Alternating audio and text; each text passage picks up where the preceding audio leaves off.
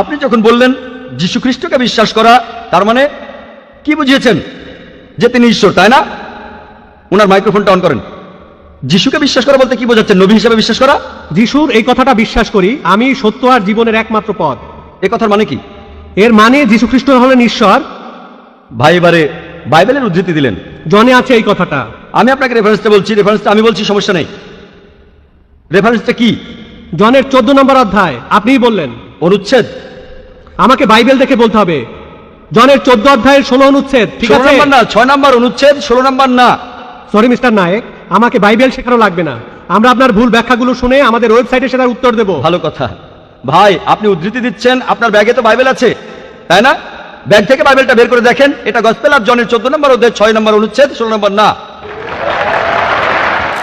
রহমতুল্লাহ। প্রিয় দর্শক শ্রোতা, আশা করি সকলে ভালো আছেন, আলহামদুলিল্লাহ। প্রিয় দর্শক শ্রোতা, ডক্টর জাকির নায়েক স্যারকে এক ভাই প্রশ্ন করে ডক্টর জাকির নায়েক স্যারকে ডুবাতে চেয়েছিল, কিন্তু নিজেই ডুবে গেল। প্রিয় দর্শক শ্রোতা, যদি আপনারা ভিডিও সম্পূর্ণ দেখেন তাহলে আপনারা সম্পূর্ণ বিষয়টি জানতে পারবেন। প্রিয় দর্শক শ্রোতা, চলুন আর কথা না বাড়িয়ে একটি লাইক দিয়ে আমরা সম্পূর্ণ লেকচারটি শুনে আসি। যখন বললেন যীশু খ্রিস্টকে বিশ্বাস করা, তার মানে কি বুঝিয়েছেন? যে তিনি ঈশ্বর, তাই না? ওনার মাইক্রোফোনটা অন করেন। যিশুকে বিশ্বাস করা বলতে কি বোঝাচ্ছেন? নবী হিসেবে বিশ্বাস করা? যিশুর এই কথাটা বিশ্বাস করি, আমি সত্য আর জীবনের একমাত্র পথ। এ কথার মানে কি? এর মানে যীশু খ্রিস্ট হলেন ঈশ্বর। ভাই এবারে বাইবেলের উদ্ধৃতি দিলেন, জনে আছে এই কথাটা। আমি আপনাকে রেফারেন্সটা বলছি, রেফারেন্সটা আমি বলছি, সমস্যা নেই। রেফারেন্সটা কি? জনের 14 নম্বর অধ্যায়। আপনিই বললেন। অনুচ্ছেদ? আমাকে বাইবেল দেখে বলতে হবে। জনের 14 অধ্যায়ের 16 অনুচ্ছেদ। ঠিক 16 আছে? নম্বর না, 6 নম্বর অনুচ্ছেদ, 16 নম্বর না। সরি মিস্টার নায়েক, আমাকে বাইবেল শেখানো লাগবে না। আমরা আপনার ভুল ব্যাখ্যাগুলো শুনে আমাদের ওয়েবসাইটে সেটার উত্তর দেব। ভালো কথা। ভাই আপনি উদ্ধৃতি দিচ্ছেন, আপনার ব্যাগে তো বাইবেল আছে, তাই না? ব্যাগ থেকে বাইবেলটা বের করে দেখেন, এটা গসপেল অফ জনের 14 নম্বর অধ্যায় 6 নম্বর অনুচ্ছেদ, 16 নম্বর না।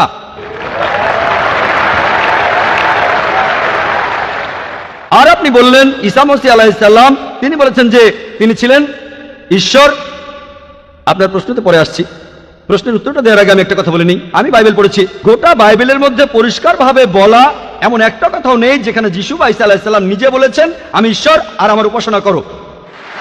যদি কোনো খ্রিস্টান আমাকে দেখাতে পারেন গোটা বাইবেলের মধ্যে পরিষ্কারভাবে বলা মাত্র একটি কথা যে ঈসা আলাইহিস সালাম নিজেই বলেছেন যে আমি ঈশ্বর আর আমার উপাসনা করো, তাহলে আমি ডক্টর জাকির নায়েক আজকে খ্রিস্টান ধর্ম গ্রহণ করব। আমি অন্য মুসলিম ভাইদের পক্ষ থেকে এই কথা বলছি না, আমি আমার মাথাটা তরবারি তলে রাখছি। আমি বিভিন্ন ধর্মের উপর একজন ছাত্র। আপনি বাইবেল পড়েছেন আর আমিও পড়েছি বাইবেল। আপনি বললেন যে আপনাকে বাইবেল শেখানো লাগবে না। ঈসা আলাইহিস সালাম এই কথা নিজে বলেছেন, সত্যকে খোঁজো, সত্যই তোমাকে মুক্ত করবে। ইনশাআল্লাহ আজকে আপনি সত্য দেখবেন আর ইনশাআল্লাহ সত্য আপনাকে মুক্ত করবে। আমি কথাটা আবার বলছি, গোটা বাইবেলে পরিষ্কারভাবে বলা এমন একটা কথাও নেই যেখানে যিশু বা ঈসা আলাইহিস সালাম নিজেই বলেছেন আমি ঈশ্বর আর আমার উপাসনা করো। আপনারা যদি বাইবেল পড়েন, ঈসা আলাইহিস সালাম তার নিজের মুখেই বলেছেন, এটা আছে গসপেল অফ জন 14 নম্বর অধ্যায়ের 28 অনুচ্ছেদে, বলেছেন আমার পিতা আমার চাইতে মহান। গসপেল অফ জন 10 নম্বর অধ্যায়ের 29 অনুচ্ছেদ, আমার পিতা সবার চাইতে মহান। গসপেল অফ ম্যাথিউ 12 নম্বর অধ্যায়ের 28 অনুচ্ছেদ, আমি ঈশ্বরের আত্মার সাহায্যে শয়তানকে তাড়িয়ে দেই। গসপেল অফ লুক 11 নম্বর অধ্যায়ের 20 অনুচ্ছেদ, আমি ঈশ্বরের আঙ্গুলের সাহায্যে শয়তানকে তাড়িয়ে দেই। গসপেল অফ জন 5 নম্বর অধ্যায়ের 30 অনুচ্ছেদ, আমি আমার নিজের থেকে কিছুই করতে পারি না, আমি এখানে বিচার করি আর আমার বিচার সঠিক, কারণ আমি আমার ইচ্ছায় কাজ করি না, আমার পিতার ইচ্ছায় কাজ করি। যদি কেউ বলে সে আল্লাহর ইচ্ছা মতো কাজ করে, সে একজন মুসলিম। ঈসা আলাইহিস সালাম একজন মুসলিম, তিনি নিজেকে ঈশ্বর বলেননি। বুক অফ অ্যাক্টসে পরিষ্কার বলা আছে 2 নম্বর অধ্যায়ের 22 অনুচ্ছেদ, বলা হয়েছে হে ইসরায়েলের সন্তানেরা একথা শোনো, নাজারেত শহরের যিশু ঈশ্বর প্রেরিত একজন পুরুষ তোমাদের মাঝে, সে অনেক অলৌকিক কাজ করবে, সেগুলো তাকে ঈশ্বর করাবেন, তোমরা তার সাক্ষী থাকবে। ঈশ্বর প্রেরিত একজন পুরুষ তোমাদের মাঝে, সে অনেক অলৌকিক কাজ করে দেখাবে, ঈশ্বর তাকে দিয়ে করাবেন আর তোমরা তার সাক্ষী থাকবে। তাই বাইবেল স্পষ্ট করে বলছে যে ঈসা আলাইহিস সালাম ছিলেন একজন মানুষ, তিনি আল্লাহ তাআলার প্রেরিত একজন রাসূল, কিন্তু আল্লাহ নন। গোটা বাইবেলের মধ্যে পরিষ্কারভাবে এমন একটা কথাও নেই যেখানে ঈসা আলাইহিস সালাম নিজেই বলেছেন যে আমি ঈশ্বর আমার উপাসনা করো। আপনি একটা উদ্ধৃতি দিয়ে সেটা প্রমাণ করতে চাইলেন যে গসপেল অফ জন 14 নম্বর অধ্যায়ের 6 অনুচ্ছেদে বলা হয়েছে যিশু বা ঈসা আলাইহিস সালাম নিজেই বলেছেন আমি সত্য আর জীবনের একমাত্র পথ, আমাকে ছাড়া আমার পিতার কাছে কেউ যেতে পারবে না। এখানে প্রসঙ্গ ছাড়া উদ্ধৃতি দিচ্ছেন।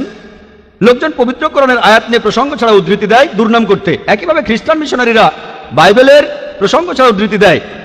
আপনাকে একটা সত্য কথা বলি, আপনার বাইবেলটা খোলেন, যদি সন্দেহ থাকে বাইবেলটা খোলেন, প্রসঙ্গ জানতে 1 নম্বর অনুচ্ছেদটা পড়েন। গসপেল অফ জন 14 নম্বর অধ্যায়ের 1 অনুচ্ছেদ বলছে যে তোমরা ভয় পাচ্ছ কেন? যিশু বা ঈসা আলাইহিস সালাম বলছেন যদি তোমরা ঈশ্বরকে বিশ্বাস করো তাহলে আমাকে বিশ্বাস করো। আমার পিতার রাজ্যে অনেক প্রাসাদ আছে, আমি সেখানে গিয়ে তোমাদের জন্য জায়গা তৈরি করব। আমি যখন যাব আমি তখন বলবো। শিষ্যরা বলল, আপনি কোথায় যাবেন? তোমরা জানো না আমি কোথায় যাব? তারা বলল না। তখন শিষ্যরা বলল যে আমাদের পথ দেখান, আপনি যেখানে যাবেন। তখন যিশু আলাইহিস সালাম বললেন, আমি সত্য আর জীবনের একমাত্র পথ। শিষ্যরা তখন বলল ঈসা আলাইহিস সালামকে যে আমাদের সেই পথ দেখান। ঈসা আলাইহিস সালাম তখন বললেন, আমি সত্য আর জীবনের একমাত্র পথ, আমাকে ছাড়া আমার পিতার কাছে কেউ যেতে পারবে না।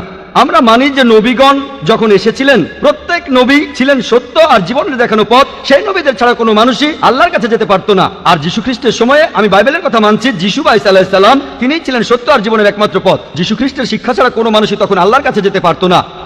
মুসা নবীর সময়ে তিনি ছিলেন সত্য আর জীবনের পথ। মুসা আলাইহিস সালামের শিক্ষা ছাড়া কোনো মানুষই আল্লাহর কাছে যেতে পারতো না। এখন দেখেন ঈসা আলাইহিস সালাম নিজেই বলেছেন, আমি তোমাদের অনেক কথা বলতে চাই। শিষ্যদের বলছেন, এটা আছে গসপেল অফ জন 16 নম্বর অধ্যায়ের 12 থেকে 14 অনুচ্ছেদে, আমি তোমাদের অনেক কথা বলতে চাই, কিন্তু তোমরা সেগুলো এখন বুঝবে না, কারণ যখন সেই সত্যের আত্মা আসবে সে তোমাদের সত্যের পথে নিয়ে যাবে। সে তার নিজের কথা বলবে না, যা শুনবে সে কথাই বলবে। সে তোমাদের ভবিষ্যতের কথা বলবে, আমাকে মহিমান্বিত করবে। আর এখন দেখবেন, ভালো করে দেখবেন যে নবীজি মুহাম্মদ সাল্লাল্লাহু আলাইহি সাল্লাম তিনি সত্য আর জীবনের একমাত্র পথ। মুহাম্মদ সাল্লাল্লাহু আলাইহি সাল্লাম যা শিখিয়েছেন সেগুলো ছাড়া কেউ আল্লাহর কাছে যেতে পারবে না। আর মুহাম্মদ সাল্লাল্লাহু আলাইহি সাল্লাম ছিলেন সর্বশেষ আর চূড়ান্ত নবী। এখনকার দিনে দেখবেন হোকসাই লোক বাস করছে আমেরিকায়, কানাডায়, ইংল্যান্ডে, ইন্ডিয়ায়, সৌদি আরবে, পৃথিবীর যেখানেই থাকুক। এখনকার দিনে সবার জন্য মুহাম্মদ সাল্লাল্লাহু আলাইহি সাল্লাম তিনি হলেন পথ, সত্য আর জীবনের। মুহাম্মদ সাল্লাল্লাহু আলাইহি সাল্লাম যা শিখিয়েছেন সেগুলো ছাড়া কেউ আল্লাহর কাছে যেতে পারবে না। আর প্রায় সব ধর্মগ্রন্থ এরকম কথা বলছে, এমনকি বাইবেলও। আশা করি আপনি সত্যটা জানতে পেরেছেন, আর ইনশাআল্লাহ আপনি সত্যের কাছে এসেছেন। সত্য আপনাকে মুক্ত করবে। প্রিয় দর্শক শ্রোতা, আপনারা তো সম্পূর্ণ লেকচার শুনলেন, অবশ্যই আপনারা বুঝতে পারছেন। প্রিয় দর্শক শ্রোতা, ডক্টর জাকির নায়েক পড়াশোনা করেই কিন্তু এত জ্ঞান অর্জন করেছে। আর ডক্টর জাকির নায়েক স্যারকে ডোবাতে গেলে অনেক জ্ঞানের দরকার, অনেক পড়াশোনার দরকার। আর ডক্টর জাকির নায়েক স্যারকে কিছু জ্ঞান নিয়ে এসে তাকে ডুবাইতে গেলে নিজেই ডুবতে হবে, তার বাস্তব প্রমাণ দেখলেন। যদি ভিডিওটি ভালো লেগে থাকে অবশ্যই লাইক, কমেন্ট, শেয়ার করবেন এবং নিত্য নতুন ভিডিও পাওয়ার জন্য আমাদের এই চ্যানেলটি সাবস্ক্রাইব করে পাশে থাকবেন। ধন্যবাদ।